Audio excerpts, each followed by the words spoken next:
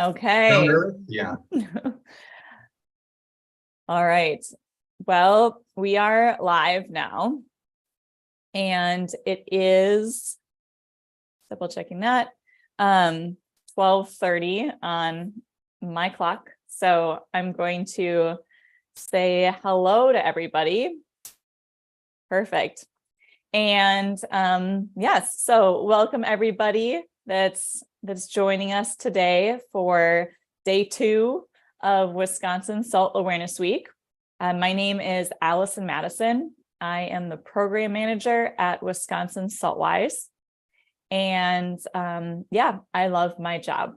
So I get to work every day working to keep our fresh water fresh, lakes, streams, and drinking water. And I just want to recognize that Wisconsin Saltwise is a coalition of organizations across the wonderful state of Wisconsin. Sorry to you who are joining in from other states. I'm sure you have lovely states too, but Wisconsin's pretty special. And we have abundant fresh water that is kind of in threat right now.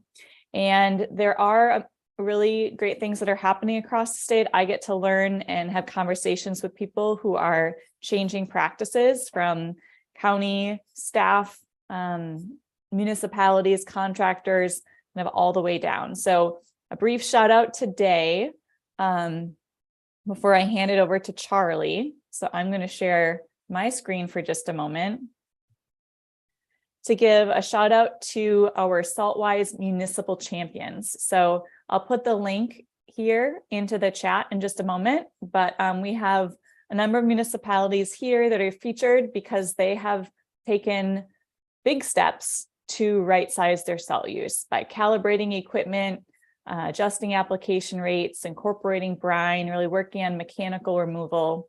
And so much of the work that I'm able to do around the state, connecting with others, is because individuals in these communities have really stepped up and educated themselves and become leaders and are willing to share what they're doing with others. So I just wanted to start on a hopeful note and let people know that there are great things happening, maybe in their communities that they didn't know about.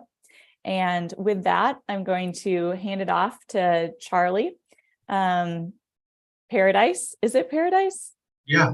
Okay, it's not spelled quite Paradise. You left off the E, or some of your ancestors did at some point.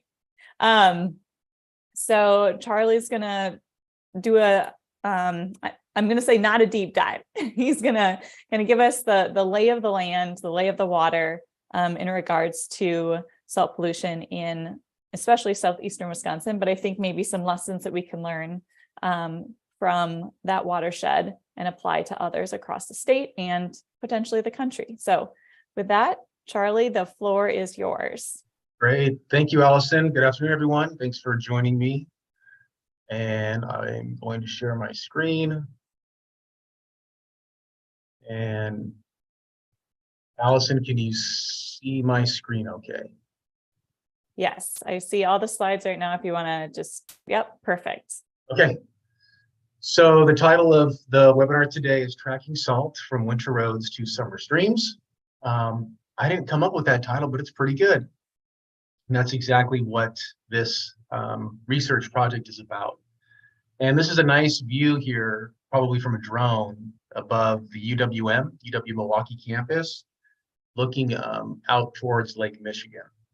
And that's important for this talk because most of streams and rivers in this part of Wisconsin ultimately drain to Lake Michigan.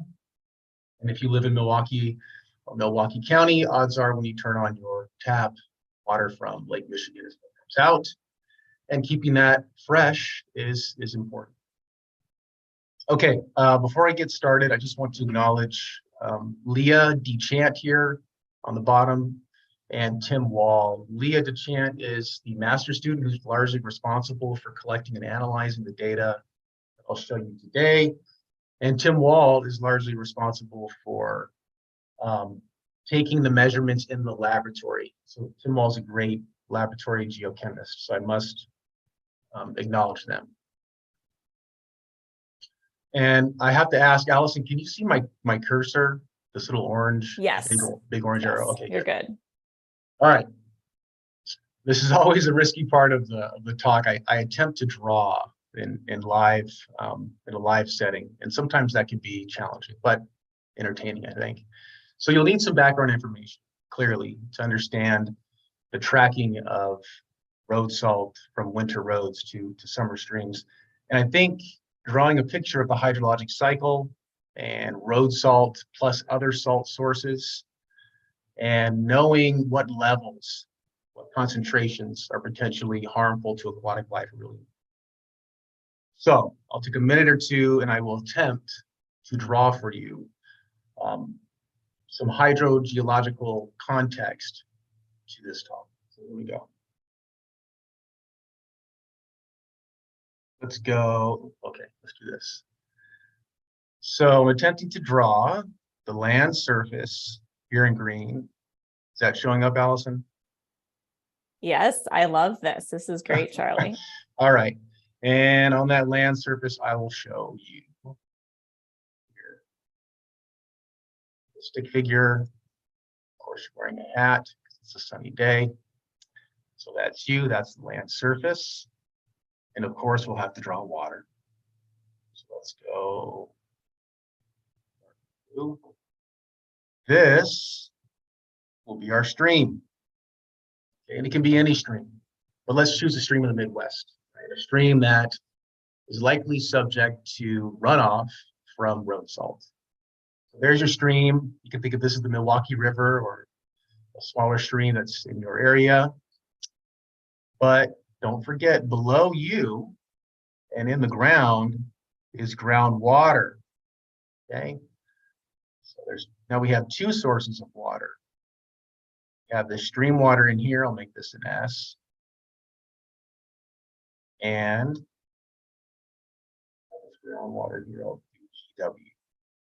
And these little inverted triangles is a very common symbol that hydrogeologists use to denote the hydraulic head of a water body. So here's your stream, here's your groundwater. And if you look closely, I tried to draw the level or the elevation of this line of water in the ground is a little bit above the stream. And so what that means is water is flowing from the groundwater to the stream, okay? And you see this, well, actually don't see this. If you were to go out to your local stream or river and it hasn't rained in 4 or 5 days and there's not a giant pipe that's discharging water to the river, you have to ask yourself, where is that water coming from? The water is coming from groundwater. So these are what we call base flow conditions, where the stream water, the surface water here, is being recharged by the groundwater. Right. So now we add some salt. Let's go red. So imagine salt is being applied here at the surface on a road. And salt does many great things. It can help lower the freezing point of water and prevent buildup of snow and ice. And it can be a very useful tool for health and safety of vehicles, pedestrians, and etc. Right? However, we know ultimately when it does rain, we'll draw a cloud here for snow, but let's go rain to simplify the situation. We have rain come down and ultimately dissolves that applied road salt. Where does it go? This is key. This is where the research comes into play. Most obvious route of transport is over land, right into the stream. Okay, that happens relatively fast, and that can give you a spike in chloride concentrations. There's 2 concentrations that you should really, I don't know, maybe commit to memory. 395 milligrams per liter and 757 milligrams per liter. These are the chronic and acute toxicity levels. Levels of chloride in water tend to be bad for life at these levels, either acutely right away or chronically over time. So these are levels that we don't want to see in our water. Now, what this research is focused on is another pathway, and that's this pathway that I'm drawing down, right? So this salty water has a couple of options to get to the stream. It can go directly to the stream over land, or it can be infiltrated in groundwater. And I'll draw a dashed line here, and then be discharged to the stream. And the reason why I draw a dashed line is because this pathway tends to be much slower than this pathway. Right? So the overland flow can be a matter of minutes or days or hours. The groundwater, the salty groundwater recharge to the stream can be a matter of months to years to decades. Here's the catch. Summer is mentioned in this talk. This process,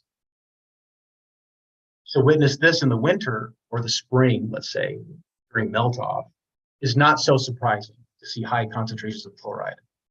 But in the dead of summer, when there's no road salt application, we would expect to see concentrations in the stream decrease, but that's not what we're seeing. We're seeing sustained concentrations of chloride during the summer in streams in southeastern Wisconsin. And the question is, why? So that's your, that's my 5 minutes or so on drawing. From here, I'll probably stick to the script. We'll blaze through this, but this is important stuff. That was excellent. Thank you, Charlie. Okay, let's plow forward. This is the punchline. Okay, this is the punchline. This is a year's or more worth of research. And I'll explain to you what we're looking at here. We're looking at chloride mass. Okay. Now, mind you, when I say chloride mass, the assumption is most of this is from road salt. Remember, road salt is not the only source.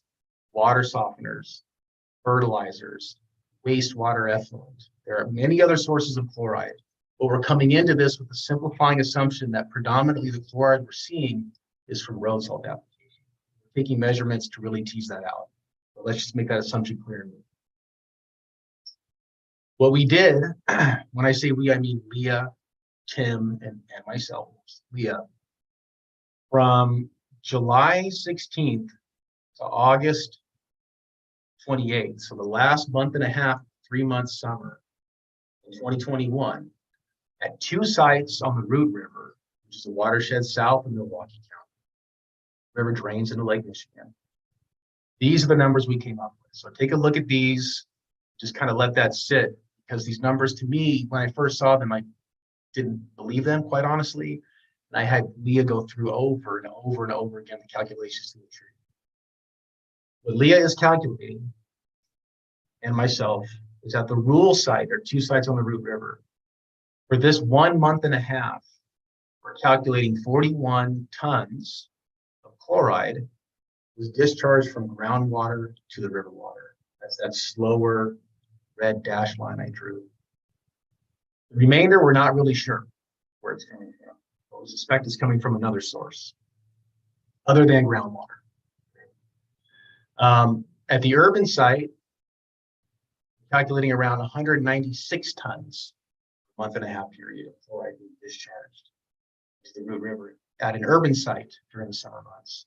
And then another portion, we're not quite sure yet. Right? So there's many other compartments and sources and transport pathways other than groundwater, but groundwater is the biggest. So when we correct for the size of the watersheds, because each watershed is like a basin, right? Some bowls are like a little appetizer bowl, a couple olives in it, right? They don't hold much water.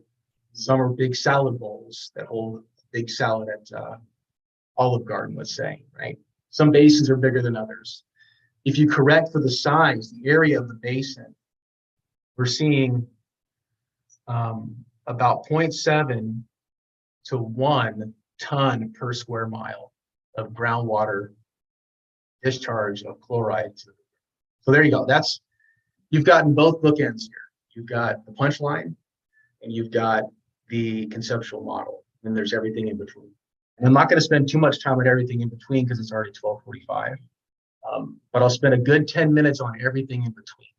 But if you were to sign off now, which I don't think you should, you at least understand the conceptual framework of how water and salt and groundwater and surface water mix, and you've seen the end product of lots of calculations and lots of assumptions too. Okay, so now we're going to speed up and get to some really cool information here. Road salt application. I had Leah DeChant dig into the files and give me some context to when this all started. Okay, and she came up with some numbers. United States, 1941, 1942, 5,000 tons applied. Fast forward to the 21st century, we're now at about 10 to 20 million tons each winter.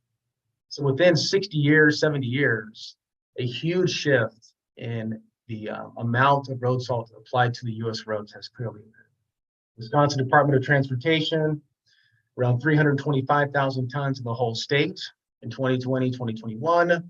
If you pare that down to our region, southeastern Wisconsin, it's around 70,000 tons. If you drill down even further to the Root River watershed, which is south of us in Racine, it's about 330,000 tons.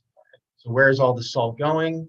Well, if you saw me draw that first diagram, no, actually the title slide, a lot of it ultimately ends up in Lake Michigan, okay? And this is an interesting number here. Chloride concentrations roughly, on average, in the 1800s was around 1.5 milligrams per liter. Today, it's around 10 times higher. Okay. So the one-liner here would be the saltiness of Lake Michigan today is around 10 times higher than it was 200 years ago. This is another conceptual model, but these are boxes. But I thought it would be more interesting for me to actually draw something for you. But I really want you to know that we're focused on RS, road salt. But we cannot ignore FT, which I think is fertilizer, chloride. AW is animal waste, got that one. And of course, wastewater, right? Keep that in mind. Might not all be road salt. Yes, scientific question. Let's calculate the mass of chloride being discharged from groundwater to the Blue River during summer months. You've seen the punchline. You know the answer, right? But how did we arrive there? Get to some interesting slides. Yes, this is the component we're interested in. I drew that crudely, but hopefully effectively. We're looking at the source of groundwater and pathway groundwater to surface water. All right, so motivation. I am not going to explain this graph. This is a relatively complex graph, but what you need to know are three things, okay? This horizontal line here is the chronic level of chloride. The horizontal line above it is the toxic level of chloride. And all these samples are samples of chloride taken over several decades, and these are kind of the problems here. Right? Why are we having these high concentrations? It turns out that I cannot take full credit, maybe not even partial credit, but I'll take a little bit of credit for formulating this hypothesis. But if you read this great prospectus that Sewer Pack wrote in 2016, they have the hypothesis right here in the document, and I'll read it for you. The likely explanation as to why chloride concentrations were high in the Root River during drought conditions, no rain, and in the summer, was that concentrations were more reflective of those in the groundwater than they would be in a normal year. So this is a hypothesis. This is posing an answer to a question, a scientific question, right? But we need to test that, and that's essentially what we did. I'd like to show you really some photos of Leah doing all this work with undergraduates too, might add. Okay, so the data we need are really two pieces of data. We need Q, which is flow, right? And probably the most common unit of flow in the US is gallons per minute. So if you turn on your faucet full bore, it's around 2 or 3 gallons a minute, maybe 4 gallons a minute. But we need to have the flow through a river, and we can get that from the USGS. They beautifully stationed many gauges throughout the United States, and that data is freely, well, not freely, assuming we all pay taxes. That data is available to the taxpayers in the US, so you can pull this right off. We need Q. We get Q from USGS. Concentration, we get it from our good friend Dylan Childs and Autumn Routson. I think Autumn's in LA now. I think she graduated and moved to sunnier climate.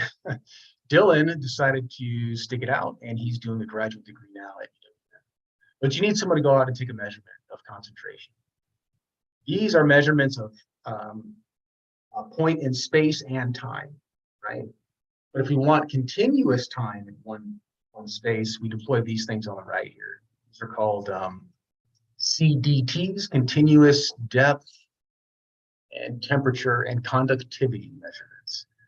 And SewerPack was so great, they allowed us to use their CDTs and their telemetry system. So their telemetry system takes the data from the device, which is battery powered, and beams it to this thingy, technically speaking, a thingy. And that thingy then beams it to the cloud, and then I can go in and log in and pull the data off. So that's great. So thank you, SewerPack, for that. Okay, so where are these sites? If you've been down to Racine, you may know this site, which is kind of a fun site. This is the urban site here that I circled in red. And that is here in the upper left-hand corner, and this is Quarry Lake.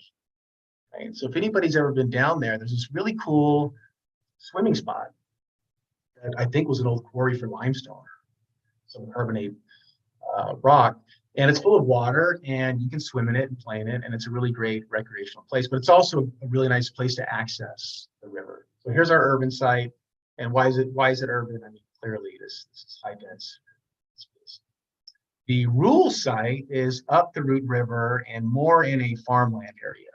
So when I've gone out there a couple times with Leah, and there's cattle, there's alfalfa, there's corn, there's soy, there's all sorts of agricultural activities out there. So we thought that'd be a nice contrast. All right, so here's the data. You're looking at flow data from the USGS, so this is flow on the y-axis versus time. And we apply some, I wouldn't say fancy, but we do apply some statistical methods to separate the flow that's from the surface water coming in to the river and the flow that's coming from the groundwater. And we tried to actually quantify that. And so over the course of that entire summer, we estimate somewhere between 30% or a third of the flow in the summertime in the Root River and Racine is due to groundwater recharge. And the remainder is something else, right? But that specific compartment, I didn't know about that. And we do the same thing at the urban site, but I'm not going to show that data, but we do the same thing. And then of course we need concentration. That's where you saw the two students in the river. The points are days that they were actually out there getting a grab sample, we call it. And the lines in between are extrapolated from those CDT, those electronic devices that SewerPack does. So we've got Q and C, and that's really all we need to calculate mass discharge, that is. And so here I plotted it up on two y-axes. We've got Q, we've got C. This is the urban site. We've got these this time frame of a month and a half in the summer of 2021, which, by the way, we did all of summer 2022, but we're analyzing that data now. Fast forward to mass discharge. So this is an interesting graph. So the y-axis here is tons of chloride per day versus day. The solid line up here is the urban site, and the dashed line here, the rural site. This is total chloride, right?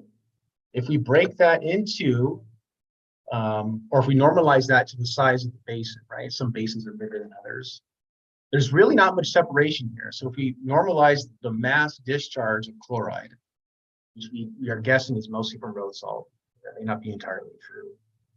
These data are relatively comparable, but we're getting a little more, actually 3.5 times more per unit area in the urban site. And I think that's what you would expect. You would expect an urban environment to have more roads, and more road salt applies. If you normalize mass discharge of chloride, you would assume, one could assume that you would have road salt with respect to. And then here's that graph I showed you. This is the punchline, right? This is the punchline. So if we actually make an attempt at quantifying this, we come up with these numbers. And I already went through these numbers, and I'm not going to go through them again. But as a broad note on numbers and science is there's always uncertainty, okay? So there's two big things that need to be added to this graph. One is some kind of approximation, right? Get the name of this squiggly line, but these are all approximates, right? These are all approximated. And it sure would be nice to have uncertainty bars. Okay. So we're working on that. I don't know the magnitude of uncertainty, but I do know that we need to calculate that. And this goes for any number you get, especially if you're a private well owner and you're looking at the water quality of your water, and someone gives you a number and says, oh, the total dissolved solvents are 125 milligrams per liter. You need to ask them a couple questions. What's the uncertainty? Oh, it's 10%. Okay, so it could be 125 plus or minus 12 and a half. So it could be as high as 100, as low as 125. Okay, that's good to know. What are your detection limits? How low can you detect, right? Well, we can only detect to around 100 milligrams per liter. Oh, so then this measurement is very close to the limits of your machine. So these are things that the general public needs to understand is whenever you see a number, you've got to have some range and uncertainty in that. So keep it in mind. Okay, there's much more work that needs to be done, but we're at about 12:56, and I'll go quickly through these last two or three slides. We have a full summer of data. So what I showed you was Leah coming in before she even started her master's degree. She got here, and I said, I'm going to get you in the field, even if it's only for a month and a half, and she did a great job. After her first year at UWM, she spent a full summer, this last summer in the field, and got a beautiful data set. And that is going to be her defense here at UWM this spring, which, by the way, I will send you an invite to. If you send me an email, I will send you a Zoom invite to her defense, and you can actually see the whole thing unfold, all the dirty details. We have lots more data to analyze. I won't go through these piece by piece, but I will tell you the more data that we analyze will help us really pin down the source. Chloride, is it road salt, is it potash, is it wastewater, and the compartment from which it came. Groundwater, vadose zone, which is the zone between the groundwater and the ground surface water, etc. And with that, I will open it up for questions, but we've really got to give some love to Leah. Right? She's great. I'm happy for her, but I'm going to miss her when she defends. But she gets a lot of credit. So thank you, and I'll take your questions. Thank you so much, Charlie. That was excellent. And thank you, Leah, for all your hard work out there. I, for one, will definitely be zooming in to that defense. So Charlie, if you want to end your share, this way people will see your face again. Okay. Mostly both of us, but Yeah. can see a little bit bigger for those questions. So we did have one question that came in, and I shared a link in support of this, but Lisa had asked, is homeowner salt in water softeners a significant source? So I shared the link to Alicia Overbow's work, and household water softeners is like approximately like 25%, I'd say. Wow. Like, and this is in Minnesota, and these are estimates based off of, a lot of assumptions, right? I think you kind of talked about, we make different assumptions as scientists, right? So that is, if on the page that I sent the link to, you can kind of just scroll down. I think household water softeners shows up as 1, 2, 3, the fourth column from the right. But I don't know, Charlie, if you want to talk a little bit more about like water softeners specifically to like the Root River watershed. I don't know so much about their prevalence there. And then I think we could also talk about, if people want to get into it, there's a big difference in types of water softeners and how efficient they are. Sure. If you've got hard water, right, you've got calcium, magnesium, It cannot be so good on your plumbing. Maybe, I'm not sure of the effects on your hair and your skin, but I know your plumbing, it can cause problems. And so people tend to use water softeners. They have hard water. And that process of removing calcium, magnesium, and adding sodium, you have to do this called cation exchange. You end up using up that cation exchange, and the effluent that comes out of that not only has calcium, magnesium, but it's got chloride in it too, and that can get into our waterways. My guess is the extent at which the chloride measured in a surface water body like a stream is probably going to be more prevalent with people that are on groundwater for drinking water and wet and either municipal groundwater or single home wells. Here in Milwaukee County, that's not the case. Most of us, the vast majority of us, are getting water from Lake Michigan, but people still use water softeners. And I just want to caution you, if someone's trying to sell you a water softener, send me a sample of your water, okay? And I will measure the hardness of your water, and I will tell you the variability in the hardness of your water.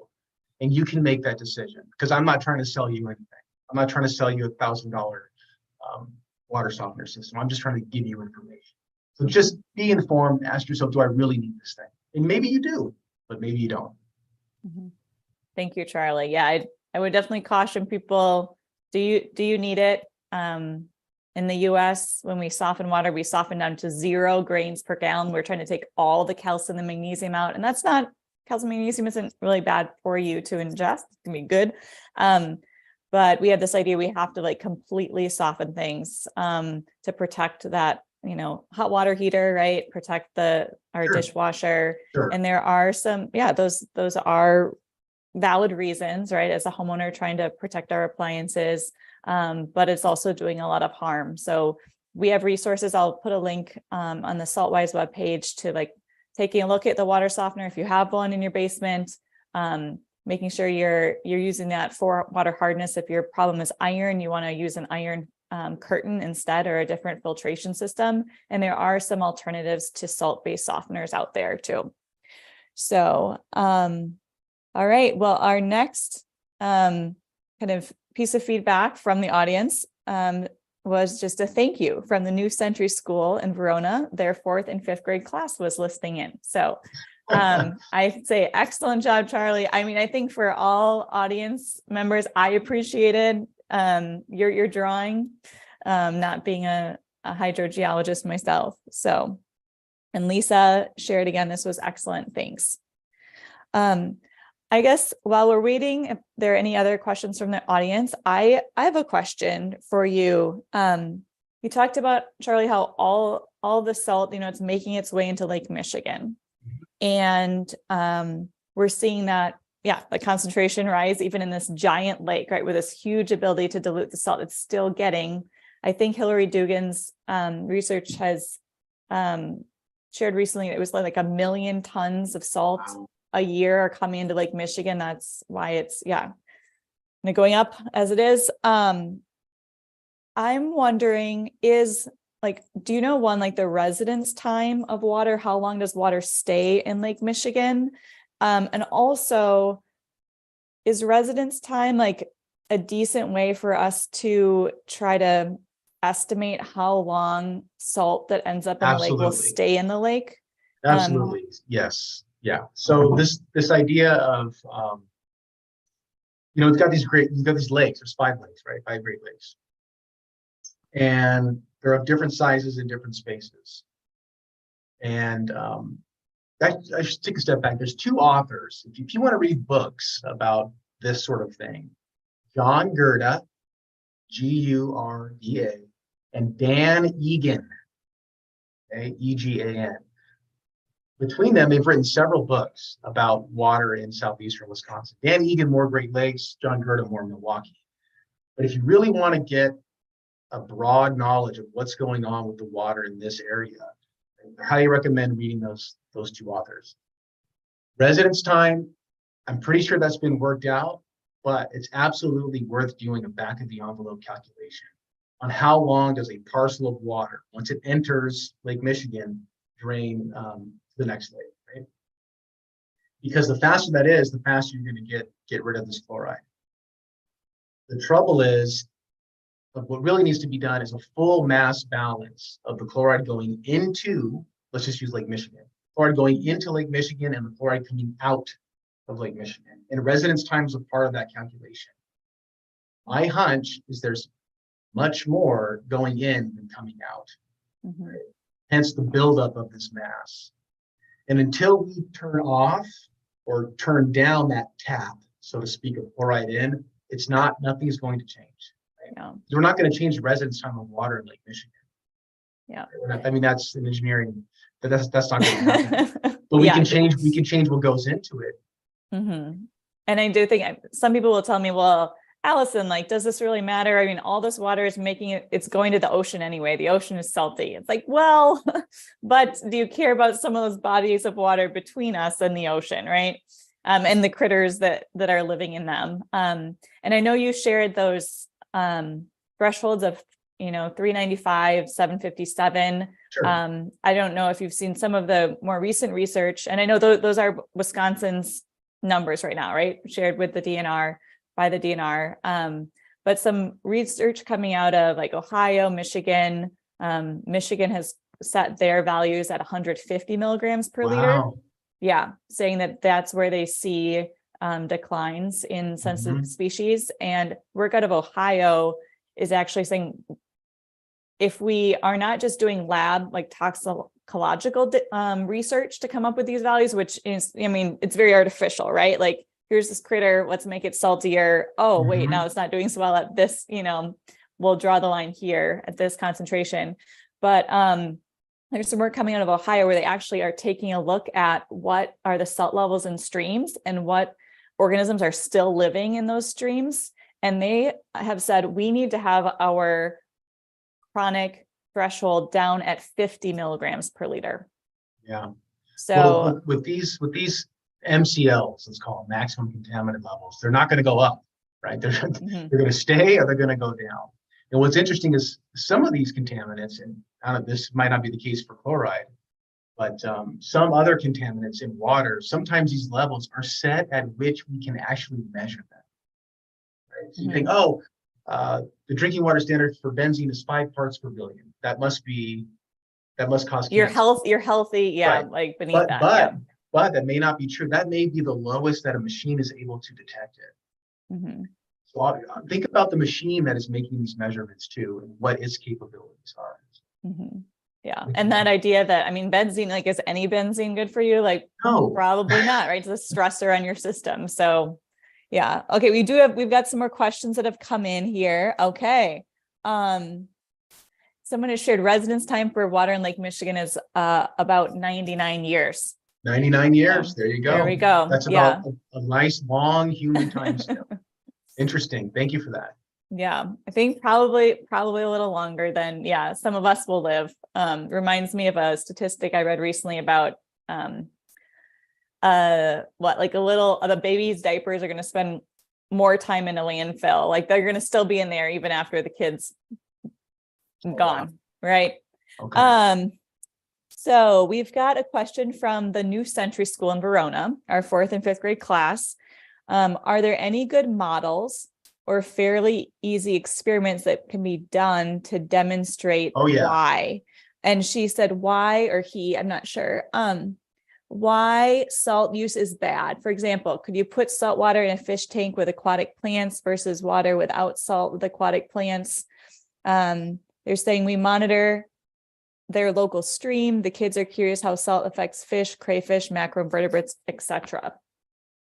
Well, I would suggest tasting for yourself. All right.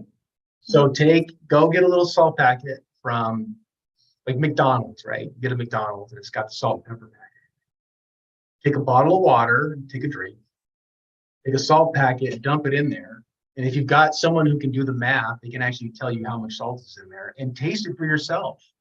And humans have a tolerance. We're bio too, right? I'm an animal. All the 4th and 5th graders, you're animals too. Rather than subject poor goldfish to salty water, I would suggest taking a little swig of salty water, because you will taste the difference, and it will not taste good if it's too salty. And you have a tolerance, so you can actually taste for yourself the negative effect of salt water. Great. And I also put into the chat a link to the Isaac Walton League Salt Watch. So there's actually a program based on the East Coast that is willing to send free chloride test strips to anybody. So anybody who's on this call, but teachers, this would be a great resource. You can get free test strips for students to go out and monitor local streams and test for chloride. Here's what you can do with that. Here, check this out. This will be fun for the teachers in the 4th grade class. Get those strips, all right? Go outside, get a little shovel, get a little bit of soil. It could be potting soil, it could be dirt, doesn't matter. Put that in like a pour over coffee, right? Get a coffee filter, get a little bit of soil, put it in the coffee filter, and then get some salt, pour it on to your coffee. So basically, instead of coffee grounds and water, you're using soil with added salt. And then pour water over it, say 8 ounces of water. Water over it, the water will filter through. And in that container, get your test strip, test it. And move that to the side. Get another container, pour another fresh water over it.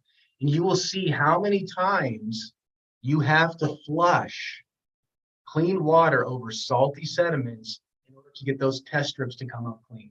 That's exactly what I'm talking about with groundwater. That's exactly what I mean. Awesome. Thank you, Charlie. I think we're going to have some curious minds hard at work, and students, I would love to hear more about these experiments. So please let me know at wissaltwise@gmail.com. Love to visit your classroom and see what you get up to. All right, we've got another question here. The Lake Erie Watershed Protection Alliance is asking, can you share more information about how to quantify whether the chloride is coming from road salt or fertilizers or other sources? Yes. So I sat down with Leah maybe a year ago. I said, Leah, what measurements do we need to take to help differentiate chloride from road salt, chloride from potash, chloride from water softeners, chloride from animal waste, chloride from, forget the other one. There are many sources. And she went back to her office, did some research, and she came back and she said, we need to also measure, I believe it was iodide, potassium, sodium, and it may have been a couple other what are called cations or anions. These are positive or negatively charged species. And based on the ratio, let's say chloride to iodide, bromide to potassium, road salt has a specific signature of those ratios, as does water softeners and potash and things like this, these other sources. Now, it's not 100% slam dunk, but Leah is looking at ratios of other cations and anions in the same water sample to help differentiate where the chloride came from. Excellent. You do have a great student in your lab. She's great. She's going to be on the job market. So. All right. Nick has asked how much chloride is in the zebra mussels, and then shared LOL. So I don't know if you want to talk about like biological uptake of salt at all. Dan Egan. He wrote a great book, and he's coming out with a new book about phosphorus, right? And I know this is a talk about chloride, but phosphorus is also another major problem in surface water that ends up in Lake Michigan. But Dan Egan's previous book about the Great Lakes talks specifically about invasive species like, I think it's called the quagga mussel and the zebra mussel, what effect they're having on the chemistry of Lake Michigan. So I don't have the answer, but I know who does. All right, it's Dan Egan. Thank you. And I would say at like a very basic level, if we have organisms that are uptaking that salt, but then are still in that system and they're dying in that system, their bodies are decomposing, that salt is still there. We don't have the way to like biologically pull it out and like concentrate that salt and remove it from the ecosystems. Yeah, because Nick was asking, could the zebra mussels filter that chloride out of Lake Michigan? So, all right. Those are the questions that I have for now for you, Charlie. All right. If there are more, it sounds like we could maybe, or did you share your email on the slide? Yeah, I don't think I have it, but I'll Okay. share a slide. I'll just write it in there. Okay, I can just, it's just Paradis, is it C? Hold on. Sometimes I forget. Oh, Yes, my email is my last name, Paradis or Paradise, C, the first initial of my first name at uwm.edu. okay.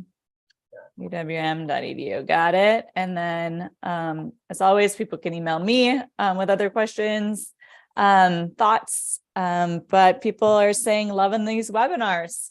All right, So good. thank you, Charlie, for taking on day 2 and giving us, some great insight into what's happening in southeastern Wisconsin and likely in salt-laden areas all across the US and the world, right? Where we've become in a relatively short time, as you laid out, right? 70-ish years, pretty heavy users of something that is a permanent pollutant in our water. So thank you for your research, and thank you for, all that you're doing. Yep, you're welcome. Have a great day.